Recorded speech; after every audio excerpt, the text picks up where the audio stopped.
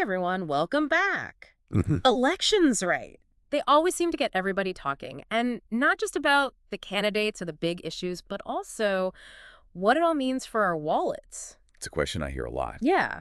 Is it really all downhill for the economy every time an election rolls around? Right. Well, we're using this deep dive to look at this really interesting article that breaks it all down. Mm. And get this, one of the first things it talks about is how much businesses just, well, they hate uncertainty. It's true. See, in a perfect world, businesses would love to have a crystal ball, Mm. so they can make those big decisions, hiring, investments, without worrying about what might change. Exactly. And elections throw a wrench into all that. Like the article used this example. Imagine a CEO all set to build a new factory, create jobs, boost the local economy. Big plans. Right. But then what happens? An election's coming up, and suddenly there's a chance a new party might take over, one that's been talking about, say, raising corporate taxes. Oh, I see where you're going with this. Yeah, the CEO hits the brakes, puts everything on hold because, well, who wants to risk it? And that's just one example. Multiply that hesitation across industries, across the entire country, and you can see how things can spiral. It's like a domino effect, right? Precisely. Yeah. Consumers pick up on the uncertainty. Maybe they hold back on that new car or home renovation. Job creation slows, and the economy, well, it definitely feels the pinch. Okay, so we've got the uncertainty factor. But this article, it digs even deeper, and things get, well, a little concerning.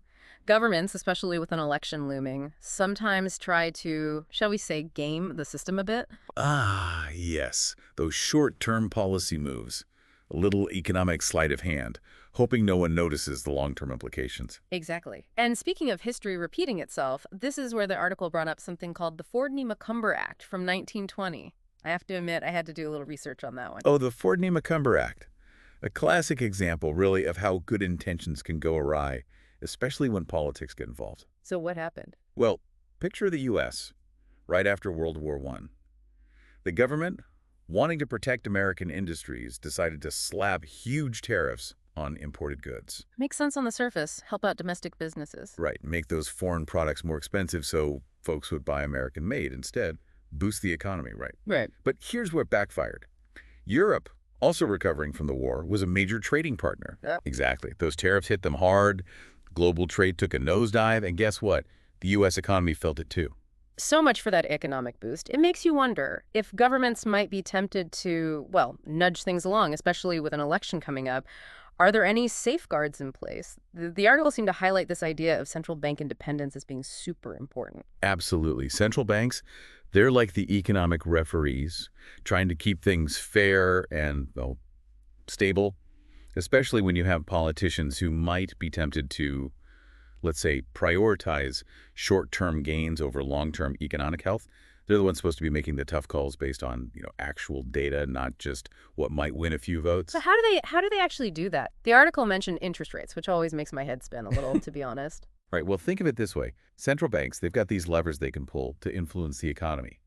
Interest rates are a big one. Okay. By tweaking those rates, they can make it easier or harder for people to borrow money, which then affects everything from buying a house to starting a business. Got it. But it doesn't stop there. They can also tell banks how much cash they need to keep on hand, which impacts how much they can lend out. And then there are those open market operations, which honestly, that's a whole other deep dive waiting to happen. Uh-huh. Maybe another time. But what happens when those levers, those tools, get influenced by politics? The article had this cautionary tale about Turkey's central bank. Yeah, Turkey, they really drove home this point about central bank independence. Basically, you had the government pushing for lower interest rates to juice the economy before an election. Even if it wasn't the smartest move long term. Exactly. And that's the danger, right? Short-term thinking for a quick win, but the fallout can be pretty bad. So what happened in Turkey? Their currency, the lira, it tanked. Inflation went through the roof, prices were all over the place. Basically, it threw their economy into chaos.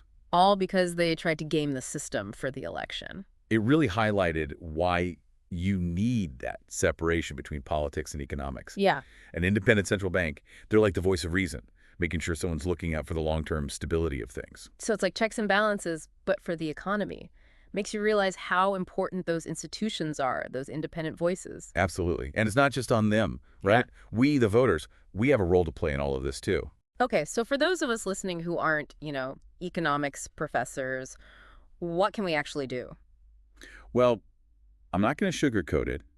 An informed voter is a powerful voter. And I don't just mean knowing a candidate's stance on, say, taxes or trade, but really understanding the why behind it. So we need to look beyond the sound bites, the campaign promises, and really grasp the potential consequences down the road. Yes, like if someone's promising the moon but won't explain how they'll pay for it, well, that should raise some red flags. Right, think long term. Don't just get caught up in the excitement of the election cycle. Exactly. Because those decisions, they have a real impact on all of us. It's Mm. our job to make sure the people making them, well, they're playing the long game, not just trying to, score a quick political win. Absolutely. Informed voters, holding our leaders accountable, that's how we make sure things move in the right direction. Couldn't have said it better myself. This deep dive has been, well, a real eye-opener.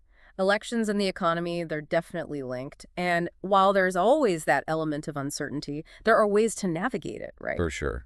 And it makes you think all this talk about AI, automation, the future of work, how's that going to play into this whole election economy dance down the line? Oh, that's a good one. Could technology make things even more unpredictable? Or maybe it'll offer new solutions we haven't even thought of yet. It's a whole new world out there, and it's evolving faster than ever, but hey, isn't that what makes these deep dives so interesting? Absolutely. Thanks for joining us, everyone. And remember, stay curious.